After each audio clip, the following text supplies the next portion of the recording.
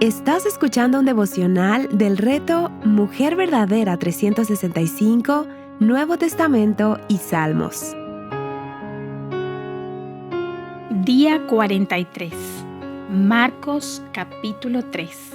Escrito por Débora Cázares de Rivera, leído por Susana Decano. En este capítulo, Marcos sigue respondiendo a la pregunta: ¿quién es Jesús? El autor nos describe cómo los demonios afirmaban: tú eres el Hijo de Dios. Y ante tal declaración, Jesús les advertía que no revelaran su identidad. Vemos cómo la oposición a Jesús y su ministerio seguían creciendo, y a su vez, las multitudes que creían en Jesús y le seguían aumentaban. Para este punto, el autor está marcando una transición.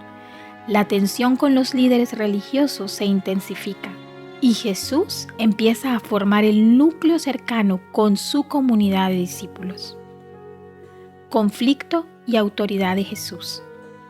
El capítulo abre relatando un milagro más de Jesús. En este caso, él estaba en la sinagoga en un día de reposo y también estaba en ese lugar un hombre con la mano seca.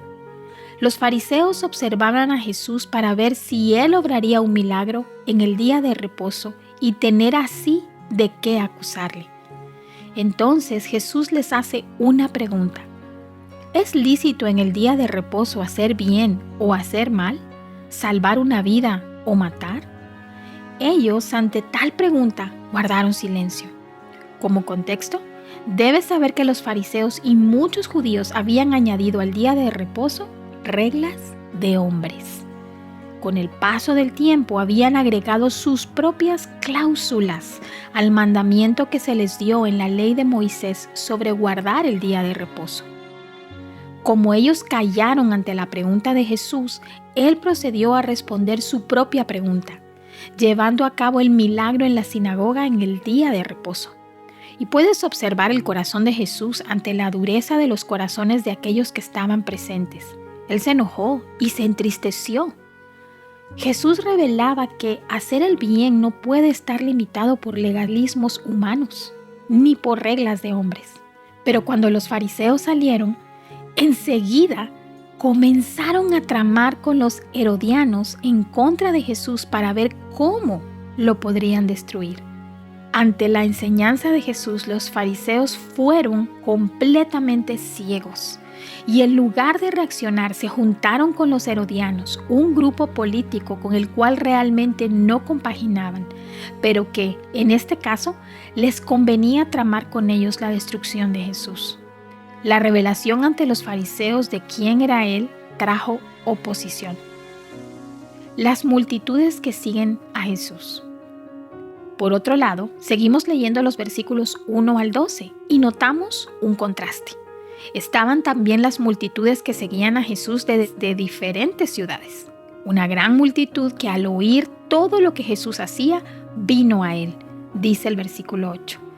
Entre ellos estaban aquellos endemoniados que, al ver a Jesús, caían delante de él y decían: tú eres el Hijo de Dios, declarando así abiertamente la identidad de Jesús. Pero él les advertía que no hicieran tales declaraciones. ¿No es interesante? Aquellos escribas y fariseos que por conocer las Escrituras pudieron haber declarado de Jesús: tú eres el Hijo de Dios, no lo hacían. Pero aquellos del reino enemigo, del mundo de las tinieblas, sí lo hacían. Jesús elige a sus 12 discípulos. Tenemos aquí el relato, según Marcos, de cuando Jesús elige a los 12 como una comunidad representativa del nuevo pueblo de Dios, en contraste con el liderazgo religioso de Israel que encontramos en los versículos 1 al 6 y 20 al 30.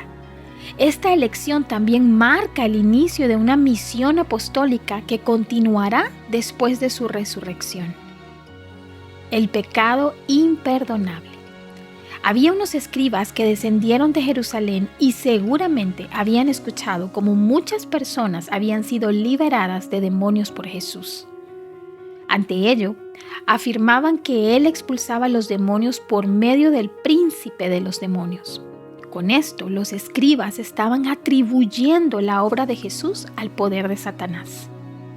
Jesús entonces les respondió con una advertencia seria sobre blasfemar contra el Espíritu Santo, es decir, rechazar de manera deliberada, consciente y persistente la obra del Espíritu que da testimonio de Cristo. Este pecado imperdonable es el endurecimiento total del corazón ante la gracia y nos advierte del peligro de la incredulidad obstinada. La madre y los hermanos de Jesús.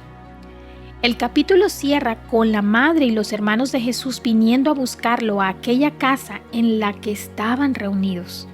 Ellos habían escuchado que en aquella casa una multitud tan grande se había juntado, al punto de que Jesús y sus discípulos no podían comer. Sus propios familiares pensaban que estaba fuera de sí y trataron de detenerlo. Esto nos muestra cómo incluso los más cercanos a Jesús pueden malinterpretar su misión. Al final del capítulo, Jesús redefine quiénes son su verdadera familia. Porque cualquiera que hace la voluntad de Dios, ese es mi hermano y hermana y madre.